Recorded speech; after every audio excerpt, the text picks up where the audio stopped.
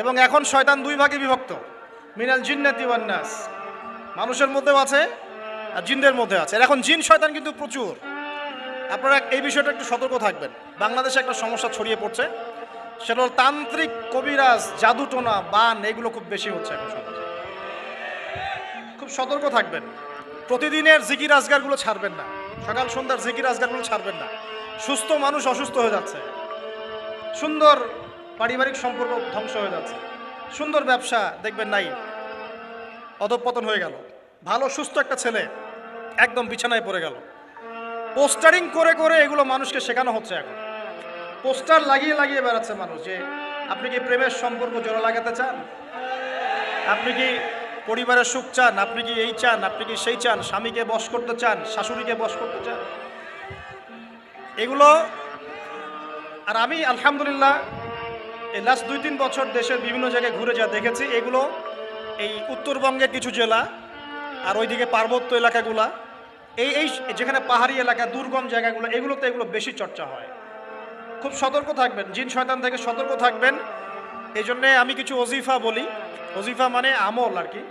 যেমন সকাল সন্ধ্যায় সূরা ফালাক, সূরা নাস, সূরা ইখলাস পড়বেন। প্রত্যেক ফরজ নামাজের পর আয়াতুল কুরসি পড়বেন। রাতে শোয়ার আগে সূরা বাকারার শেষের 2টা আয়াত পড়বেন।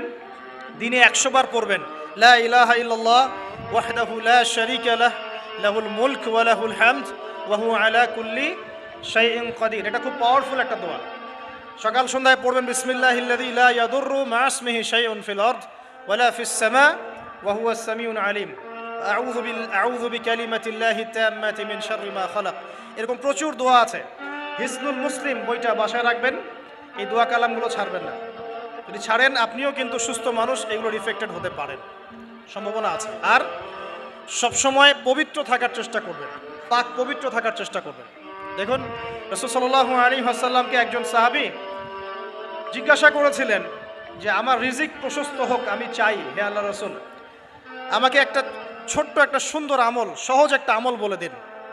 নবী সাল্লাল্লাহু আলাইহি ওয়াসাল্লাম এক সাহাবীকে বলেছেন আত্মীয়তার সম্পর্ক বজায় রেখো, আত্মীয়তার সম্পর্ক বজায় রেখো, তাহলে রিজিক প্রশস্ত হবে। আরেক সাহাবীকে বলেছেন সবসময় পবিত্র থেকে ওযু অবস্থায় থাকার চেষ্টা করো, রিজিক বাড়বে ইনশাআল্লাহ। এই আমলগুলো কি খুব কঠিন? আল্লাহ আমাদের করার তৌফিক দান করুন। প্রিয় ভাইরা, যেটা বলছিলাম, দেখুন দিনের দাওয়াত, দিনের প্রচার প্রসার আর ইকামত এক জিনিস নয়, প্রতিষ্ঠা এক জিনিস নয়।